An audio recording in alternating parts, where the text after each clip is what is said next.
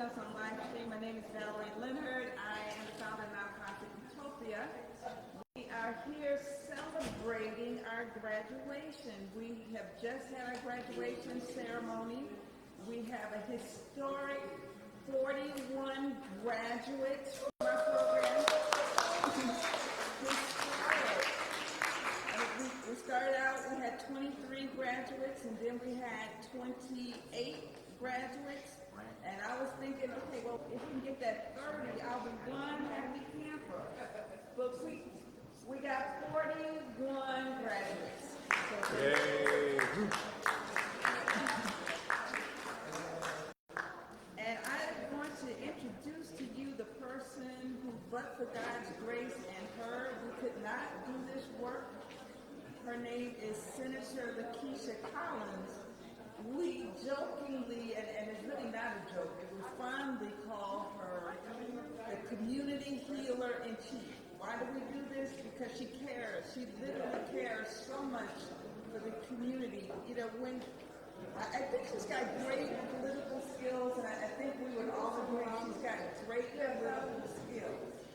But when I talk to her, I don't feel like I'm talking to, quote unquote, an elected official who is trying to give me a face, who's trying to tell me what I need to hear at that given time.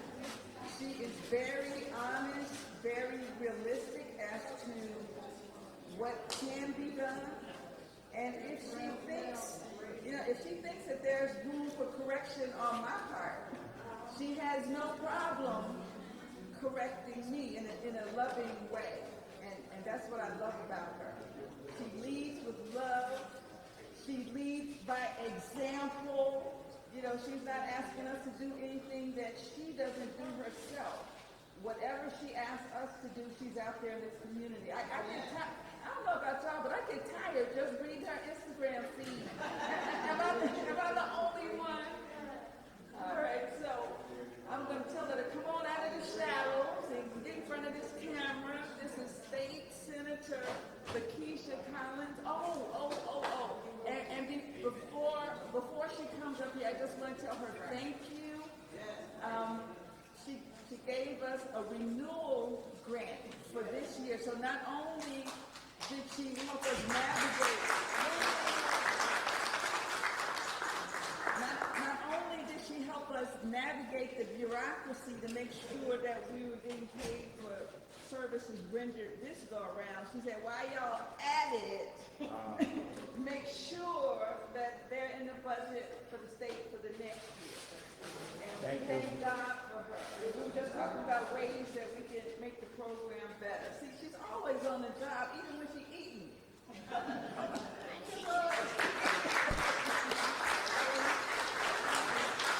didn't eat yet, but good. What is this? Afternoon or morning still? Afternoon? Yep. How everybody doing out there? All right. Give yourselves a round of applause. Congratulations. This is the largest cohort I have been to. I see a lot of familiar faces in here. I don't want to start calling people out because I'm going to be on everybody's bed list.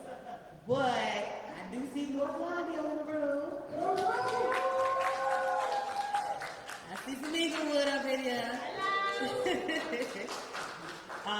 But no, seriously, thank you, Valerie, and thank you to all of you who have helped to make this vision become a reality.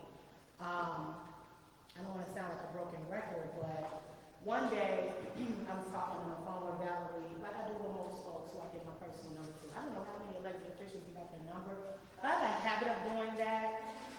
So you use it, you don't, it's okay. But I was having a conversation with her because at work we were just talking. I was a state rep at the time, and we were talking about how a lot of our non-for-profits don't have the tools that they need to really thrive. Like a lot of our non-for-profits are doing this work on their own, they're spending money out of their pockets, they're struggling to understand the process, but have a lot of potential to really like get out there and help the communities.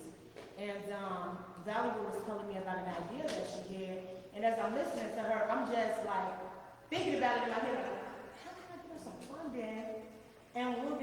work. And so one day when we were doing the budget, I just called Valerie up and I said, hey Valerie, look, send me the proposal. She sent the proposal to me, I looked it over, talked to some folks on the legal team. I hit her back up, I said, okay, change the proposal, send me something else really quick. And I said, how about we expand it, not just to the west side, but to the south side too. I don't care how you do it, let's figure it out after doing the proposal. And sure enough, that's how we got the first funding. And because it worked so well, I'm like, we need to do more.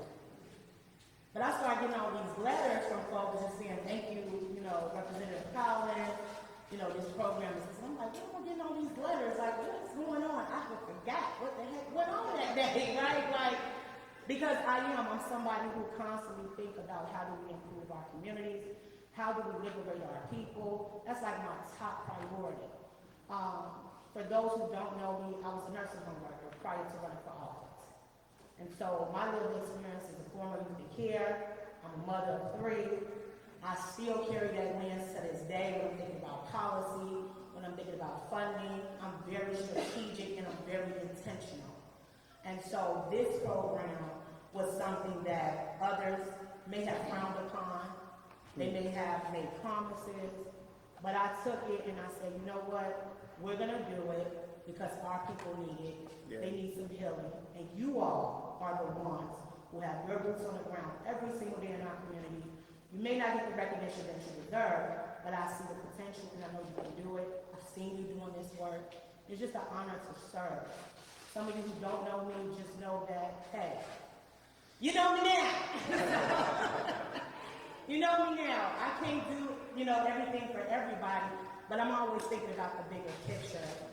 And so it was just a couple of quotes I wanted to just throw out there because I think it speaks to, who I am. Some people may call me a little bit radical, but, I just love people. But it always seems impossible until it's done. That's a quote that Nelson Mandela. So many people tell us what we can't do. Like, that's too much. You're asking for too much. You are thinking too big outside of the box. I heard that a lot as a young person coming up. And I will tell you, if I had not found my voice at 13, I wouldn't be standing here. And so it's never impossible. Freedom is a constant struggle. That one is from Angela Davis. Because it's constant with us in our communities. A lot of us serve areas that have been intentionally disenfranchised for generations. We hear the word reparations, but what does that really look like today? It's not 40 acres anymore. It's not just getting free taxes. It's not just about, hey, I want some land. It's more than that, right? It's really, truly liberating our people. It's changing their mindset on how they see the world, how they see their space, how they show up. And that's educating them on how government works. Who are your legislators? Who is your governor? What role do they play? Who has the power? Is it the government official or is it the people? Who do you all think it is? It's the people. When you build big coalitions, you have way more power than you think. Because trying to fight this system on your own is always going to be a constant struggle. You're always going to feel isolated. You're always going to feel like, hey, the system just don't work. It's doing exactly what it's supposed to do. That's to keep us oppressed. So when you bring all the great minds together and you're focused on the same thing, which is liberating your community, no matter where you are, no matter what titles you have, then you will always be successful. And so that quote is true and dear to me. You only are free when you realize you belong no place. You belong every place, no place at all. The price is high, the reward is great. That's Maya Angelou. Y'all too quiet for me. Are you community healers and you ain't doing that? Because I just talked about coalition building. That is what you do in your work. I always tell organizations work together, collaborate. No group is bigger than another group. Where one group is successful, give the next group the tools so they can be successful too. We all win when we work together. This is not a business. This is healing our communities one day at a time. Our greatest weakness lies in giving up. The most certain way to succeed is always to try just one more time. That's Thomas A. Edison. People in our community rely on us. Some people are so broken that they've given up hope. Their head is just above water. They're drowning. We have a federal government who is out of touch. We have billionaires telling poor people how to live, how to budget, what they need for their communities, when they have no idea what it's like to walk in our shoes. I went to 9 different schools as a young person. I was in a room with my mother when she passed. She was 28. My grandmother was paralyzed on one side. I have a very unique upbringing. I had a wall up for a very long time, and it still come up every now and then. I have an RBF. I'm not going to say it here because we're in church. Thank God. But I've always looked at life and connections with people that they were for a reason. We cross paths for a reason. Whatever that reason is, it's not for us to understand, it's by design.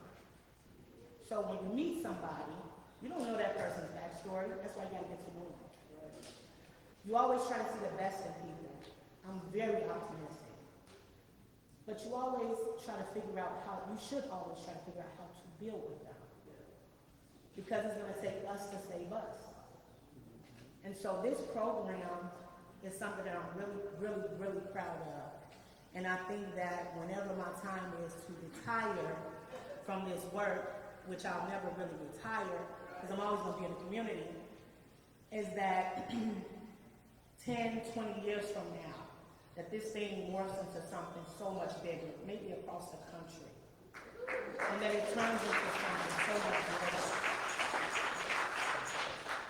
Because it really gives you the tools on figuring out how to work around this system that is intentionally built to break us. Right? And so we're given these tools to give to the people who we serve, no matter what our organizations do, whether you're dealing with young people, whether you're dealing with our elders, whether you're dealing with folks who are on re-entry, no matter what it is, figure it out, build relationships with one another. Don't let this graduation today be the last time you all keep in contact with each other. Right. Share your resources. If you got a grant writer that's really good, hey, lend them to the next person. But I want you all to be your own grant writers. Seriously. Cut out the middleman. I want you to be able to advocate for yourself in Springfield or in Washington, to know who to go and talk to set up the meetings. Because every elected official, no matter what level they work on, they're supposed to respect you and they're supposed to serve you no matter what it is. So that was the purpose of this, and I'm proud. And again, I want to thank Valerie for trusting in me. I want to thank all of the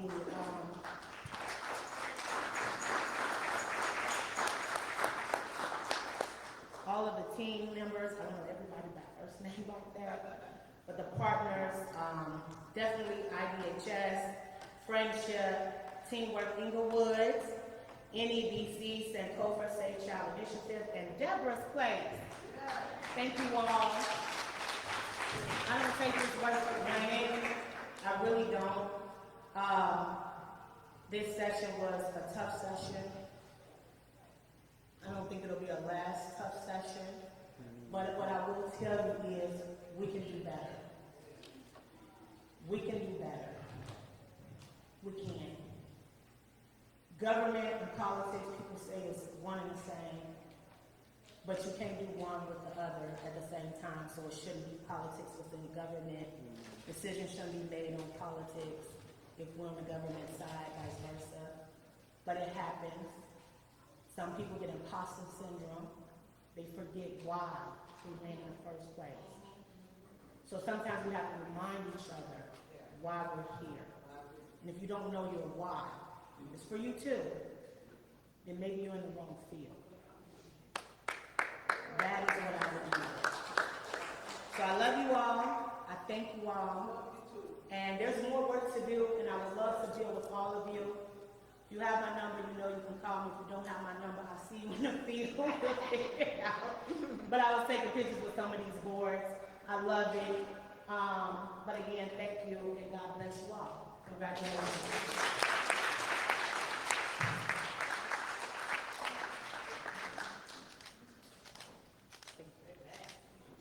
Amen. All righty, so thanks again, Senator Collins. And she's on her way to the next event, but she just could not get away without somehow acknowledging the work that's been done. I encourage you strongly to follow her on Instagram. She's not just using her Instagram to, to take selfies and stuff like that. As she takes a selfie. No, but that's not what she uses her Instagram for. She actually uses her Instagram to keep us informed about what's going on. She does some policy work. She does some fun stuff. Yeah. But, if you want to know what's going on, if you want to get tired real fast, just watch her work on Instagram, y'all. Just watch her work.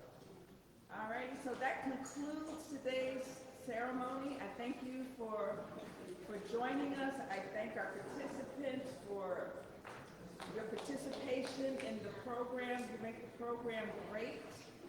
We plan to take this program to another level, and we're going to need your input as to how we can make this program more meaningful even after you graduate. If you want to graduate again, we got another program starting in August, so we turn nobody down, right?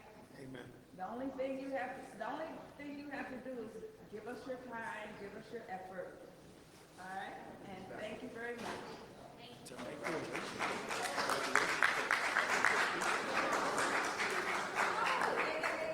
I forgot. The graduation cake is behind us. Let me go get Evelyn, so that she can give us some of that cake. I forgot all about the cake.